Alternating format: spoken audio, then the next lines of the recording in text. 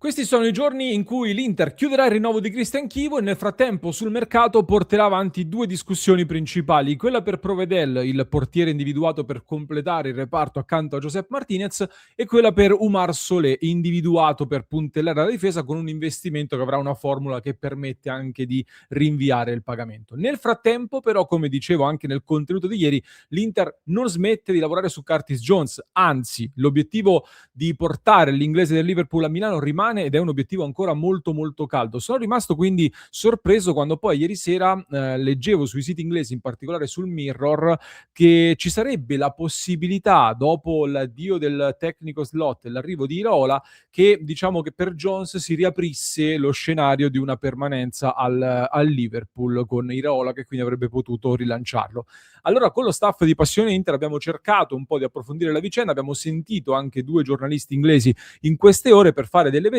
e per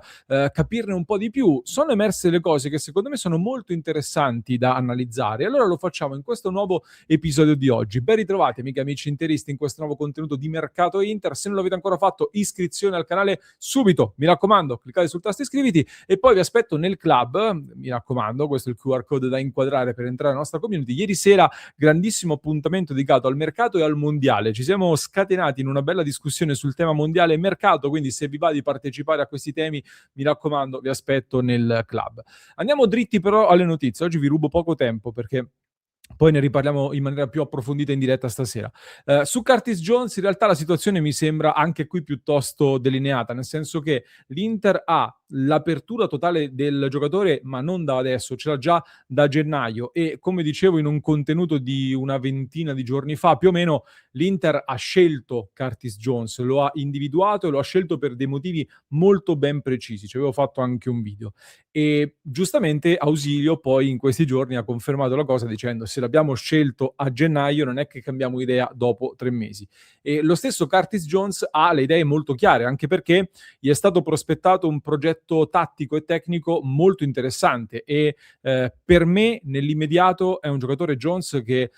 anche in poco tempo in realtà potrebbe prendersi un posto da titolare nell'Inter da mezzala sinistra, secondo me, per dare all'Inter un altro giocatore con cui uscire molto bene dalla pressione avversaria, soprattutto contro avversari in Europa, magari che vengono ad aggredirti e a pressarti più alto, e quindi un giocatore che esce da questa pressione e ti dà anche più rifornimenti agli attaccanti, che mi sembra un po' l'obiettivo di questo mercato nerazzurro. L'Inter ha praticamente una bozza di accordo col giocatore, siamo attorno ai 3 milioni e mezzo più bonus, un contratto simile, forse leggermente inferiore a quello che era stato accordato ad Akanji l'anno scorso, e ha offerto 20 milioni di euro al Liverpool, visto che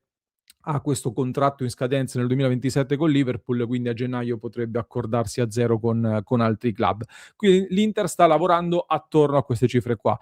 In Inghilterra, però, anche dalle verifiche che abbiamo fatto noi, continuano a parlare addirittura, ci hanno detto 35 milioni di euro, quindi qualcuno dice 30, a noi hanno detto 35, è una forbice non banale, soprattutto per un aspetto di bilancio fondamentale che oggi sottolinea il Corriere dello Sport in edicola. Praticamente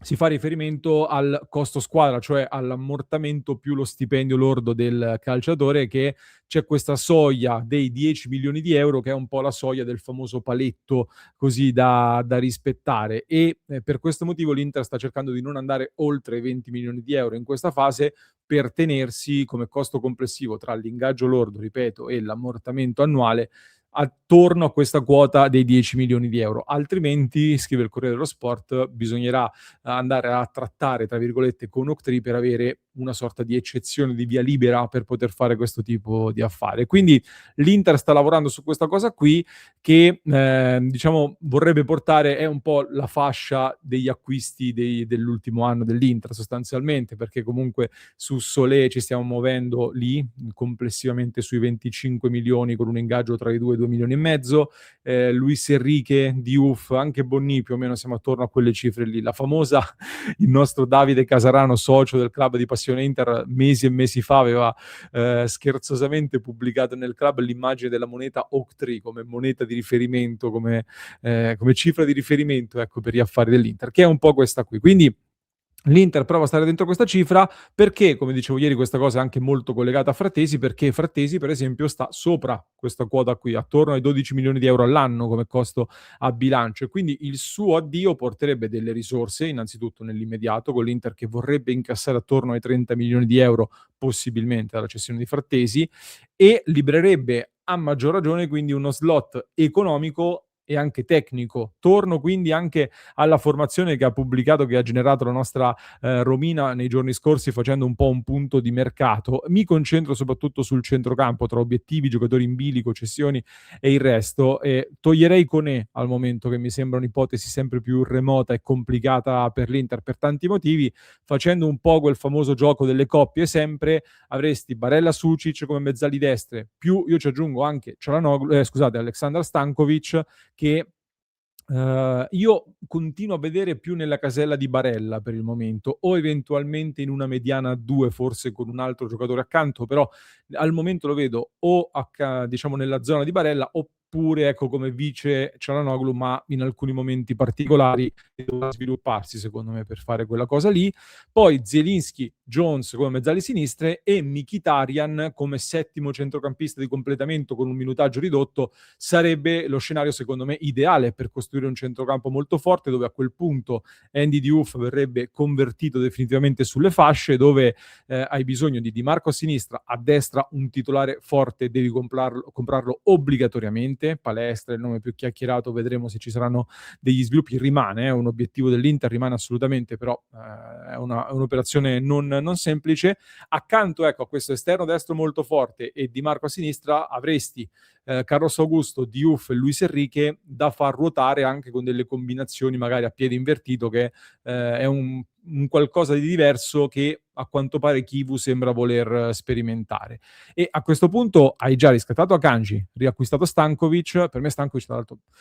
devi fare in modo di tenerlo. Capisco che possa far gol alla plusvalenza, capisco tutto, però anche l'anno scorso poteva far gol allora alla plusvalenza con Pio Esposito, che forse sarebbe stata addirittura superiore. Ieri abbiamo lanciato anche un sondaggio